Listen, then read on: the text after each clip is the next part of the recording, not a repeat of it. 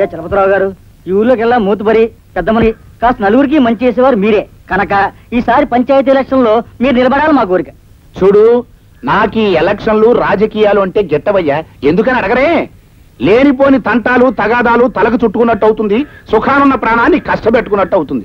అంచేత ఓ పని చేయండి. ఏమిటి అని అడగరే? ఏమిటి? గ్రూప్ పాయింట్ తాగండి.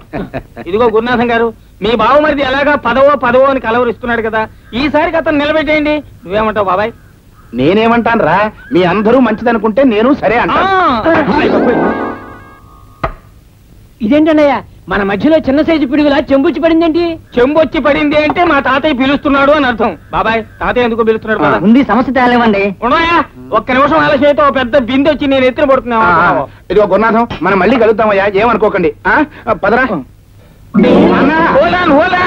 ఏమిటి నాన్న? ముందా చెంబు దించు.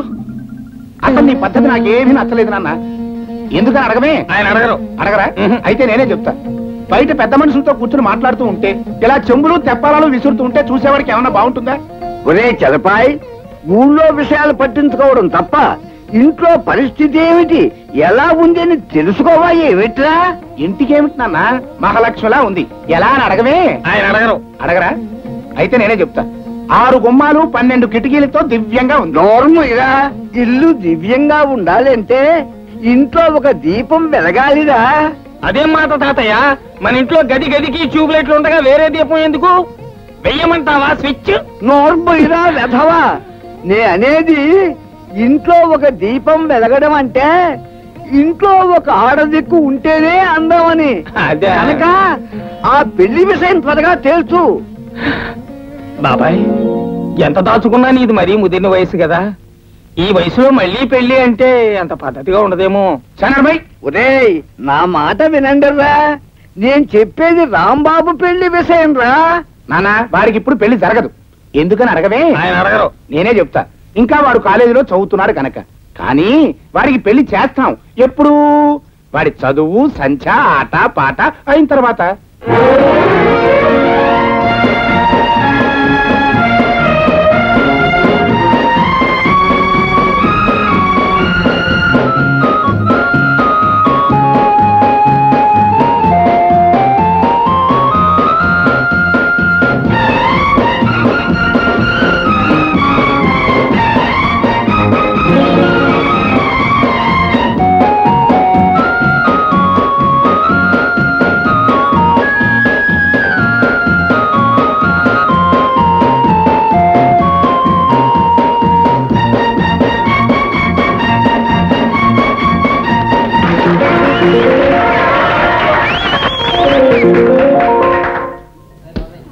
ఒరే రాంబాబు, ఫుట్బాల్ గ్రౌండ్ లో ఫుట్బాల్ లాగి తంతు ఉంటే అక్కడున్న చిక్సా అదేరా అమ్మాయిలు ఎగిరి చప్పట్లు కొడుతూ ఉంటే అయ్యో ఊరుకోరా.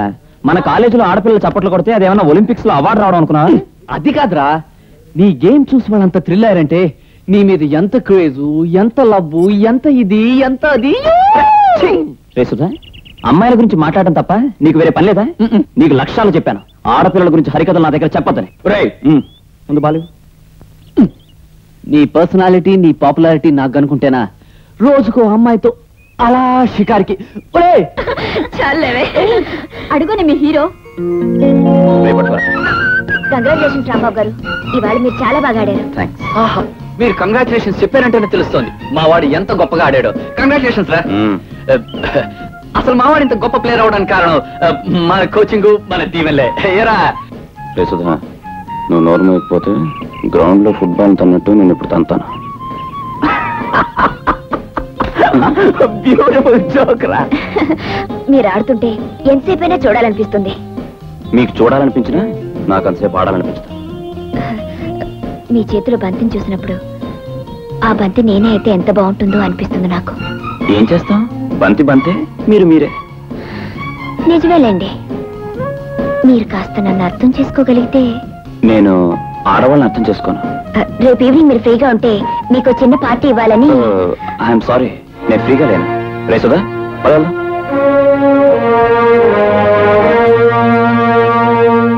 అబ్బో ఏం బ్రహ్మాండంగా ఆడారా. ఏమిటో రాంబాబు, ఏదో రాకెట్ పైనుంచి నేల మీద పడ్డట్టుగా అంత స్పీడ్ గా రావాలా? మెల్లిగా రావచ్చుగా? రావచ్చు అనుకోండి, కానీ మనం ప్రస్తుతం రాకెట్ ఈగల్లో ఉన్నాం కదా, అందుకని స్పీడ్. ఇదిగో రాంబాబు, నీకు ఇల్లు అద్దెకి ఇచ్చినప్పుడే చెప్పాను, ఇలాంటి కోతి మొక్కని వెంట పెట్టుకు రావద్దని. వాడి మాటలు పట్టించుకోకండి భద్రయ్య గారు, వాడికి మీరంటే అభిమానం. యశోదా బైక్ లోపలితో బుక్స్. నా వల్ల కాదు గురుగారు, కాస్త చేయవేండి, లోపల తోద్దాం. నేనేం తోయాలి? ఇప్పటిదాకా వెనకాల కూర్చుని ఊరేగినాడు నువ్వే తోసుకో. అది కాదు, బక్క ప్రాణిని చూడడానికి పుష్టిగా ఉన్నారు, తోస్తే మీ ఆరోగ్యానికి మంచిదని. ప్లీజ్. నా కర్మయ్య, నీలాంటి స్టూడెంట్స్ కి ఇల్లు అద్దెకిచ్చినందుకు నాకు ఈ తిప్పలు తప్పలే. తోయ్. Thank you very much.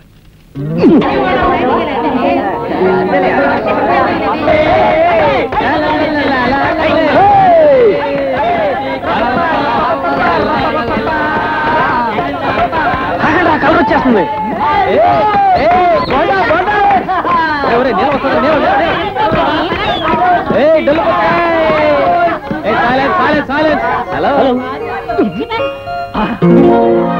Shock కొట్టిందా? షాక్ కొట్టిందా? షాక్? నేనేమైనా కరెంట్ తీగ మీద వాళ్ళ కాకినా షాక్ కొట్టడానికి? అది కాదు, జానికి ఇప్పుడు నేను ఇక్కడ ఒలింపిక్స్ గురించి మంచి మ్యాటర్ చదువుతుంటే షాక్ అట షాక్ కొట్టానంటే. నిన్ను ఆ పుస్తకాల్ని ఆ భగవంతుడు కూడా మార్చలేడు.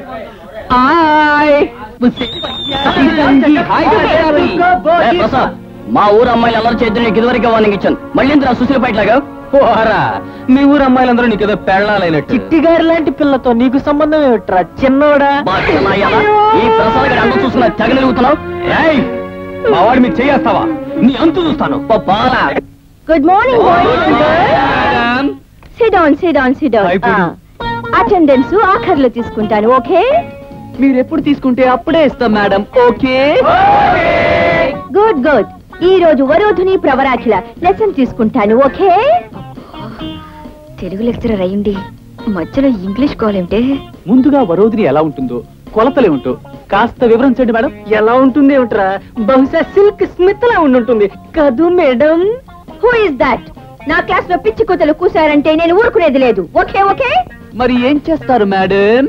ప్రత్యేకంగా పిలిచి స్పెషల్ క్లాసులు తీసుకుంటుందేమరా కదూ మేడం.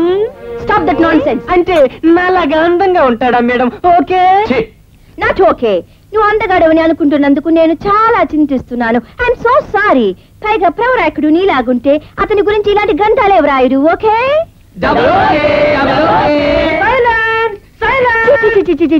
నీ సైలెన్స్ కూడా ఫ్యాక్టరీ సైరన్ లాగుంది. ఎనిహో, ప్రవరాకుడు గురించి వరుధుని ఏం చేసిందో తెలుసా మీకు?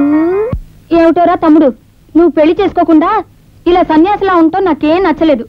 ఎవరన్నా మంచి అమ్మాయిని చూసి అక్కయ్యా, పెళ్లి చేసుకుని బావగారులాగా పెళ్ళానికి ద్రోహం చేసే కంటే ఇలా ఒంటి పిల్ల రాకాసిలా ఉంటామే మంచిది. ఏమిట్రా బావగారు ద్రోహం అంటున్నావు? ఈ మధ్య ఆయన ఏమైనా వెధవేషాలు వేస్తున్నాడా ఏమిటి?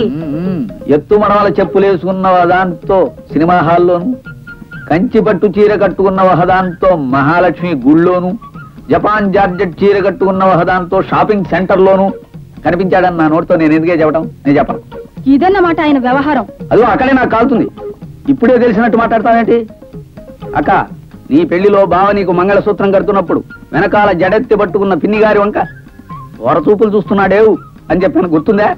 అవును రోయ్, ఇప్పుడు గుర్తొస్తోంది. రాని రాని చెప్తాను. 2 పూటలు తిండి పెట్టకపోతే నీరసం వచ్చి కాలబేరానికి వస్తాడు.